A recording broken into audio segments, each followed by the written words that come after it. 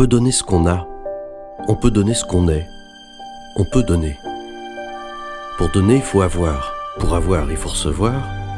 Pour recevoir, il faut être disponible. Pour être disponible, il faut regarder ailleurs. Pour regarder ailleurs, il faut se décentrer de soi-même. Pour se décentrer de soi-même, il faut sentir ce qui est bon pour soi. Notre propre expérience se nourrit de celle des autres.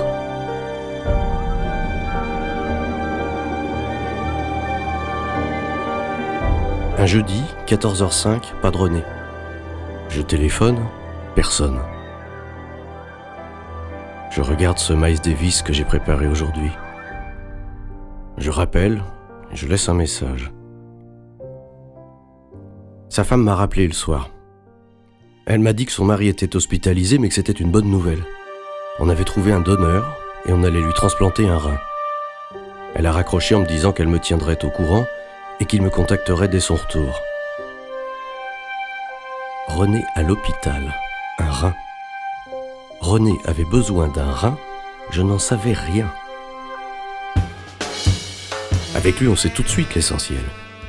J'ai vite su qu'il s'appelle René, qu'il est mon voisin d'en face, qu'il est marié, sans enfant, qu'il aime ce quartier, qu'il a acheté sa maison sur un coup de cœur, qu'il n'a jamais regretté, qu'il est à la retraite depuis peu, qu'il conduisait des TGV, qu'il adorait son métier, qu'il a une fuite à sa toiture, qu'il a du mal à trouver un bon électricien, mais qu'il connaît un ancien collègue qui va venir le dépanner parce que son installation n'est plus aux normes. Que sa femme n'aime pas le tricot, qu'elle regarde les feux de l'amour à chaque fois qu'elle le peut, qu'il a une nièce qui vit en Angleterre, que sa famille est ce qu'il y a de plus important pour lui, qu'il est fatigué en ce moment, et qu'il n'est peut-être pas très convenable de venir comme ça frapper à la porte de son voisin d'en face simplement parce qu'il en a envie. Je devais avoir un aspect encourageant, il m'a proposé de revenir partager nos vieux titres de jazz, notre playlist comme on dirait maintenant. C'était René. René est venu le jeudi à 14h.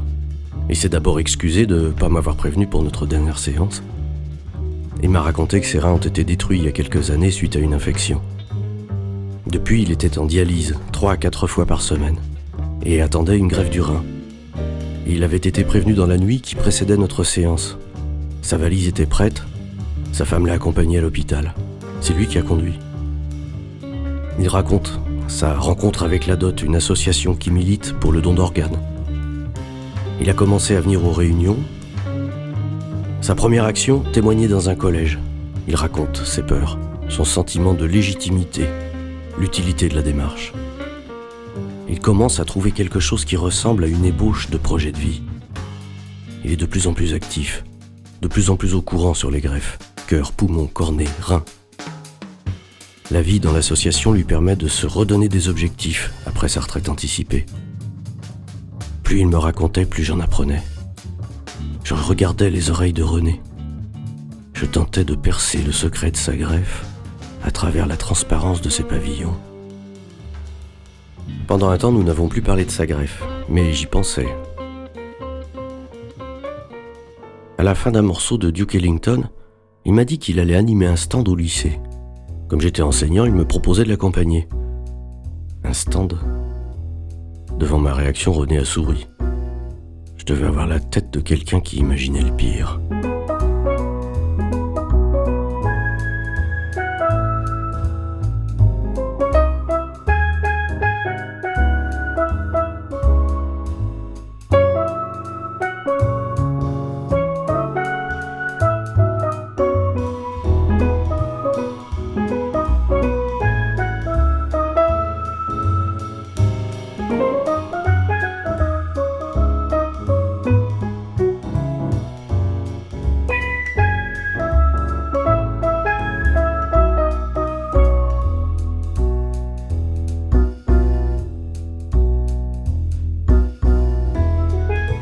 Tu savais qu'un cœur prélevé est bon 4 heures, alors qu'un rein 40 heures, ça fait quand même 10 fois plus. Pourtant, je suis pas bon en maths. Bah non, tu peux pas donner des organes qui sont pas à toi. Quand t'es mort, c'est pour la vie. Ouais, c'est pas faux. Donc t'es mort. C'est fini quoi. Le premier chirurgien qui a fait la greffe du cœur, bah il est mort, tu vois. Eh mais en fait, tu peux mourir avant tes organes. C'est un truc de ouf. Imagine que tu donnes ton cœur et que tu te réveilles juste au moment où on te l'enlève. Tu dois flipper grave. Bah, t'as déjà vu un don payant, toi? Enfin, je pense pas qu'ils endorment celui qui est mort pour lui prélever des organes. Ou alors il y a quelque chose qui m'échappe. Ils viennent en avion ou en hélicoptère amener un organe qui est stocké dans une glacière. On s'en fout de la couleur de la glacière.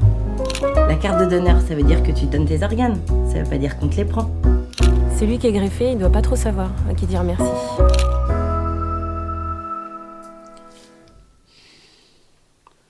Tu vois, pour que je sois là à parler devant toi, à partager nos rendez-vous du jeudi, bah, il a fallu de l'énergie, des rencontres, des initiatives, des prises de conscience, des compétences surtout.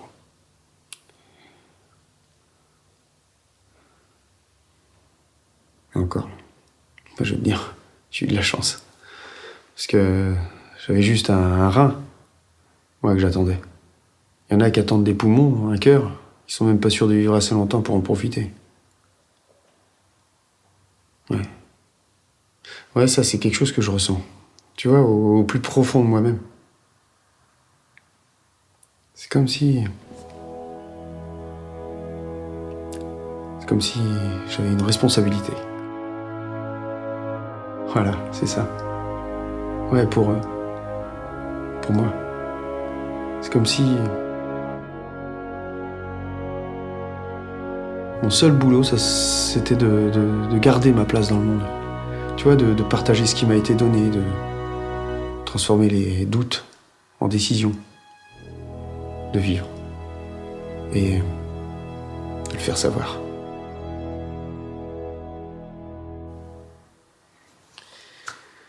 Ouais. Qu'est-ce qu'on attend pour vivre? On écoute ce Coltrane? D'où vient ce sentiment de confiance? Qu'apporte René dans le fond?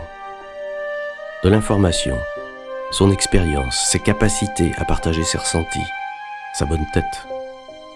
Il parle de ce qu'il connaît. Il a vécu les événements dont il parle. Il participe aux activités d'une association. Il développe ses capacités relationnelles. Il est concerné, investi en tant que citoyen. Tu vois, Julia, toi, tu débarques là dans l'assaut et puis tu vas te retrouver à co-animer un stand de la dot à la fac.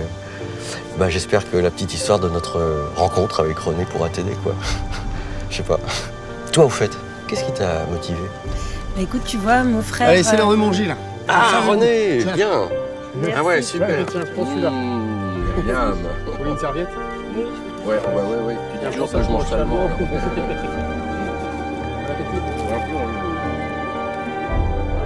On peut donner ce qu'on a, on peut donner ce qu'on est, on peut donner.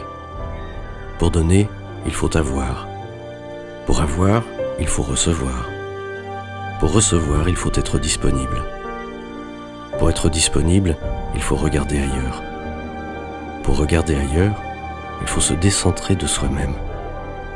Pour se décentrer de soi-même, il faut sentir ce qui est bon pour soi. Notre propre expérience se nourrit de celle des autres.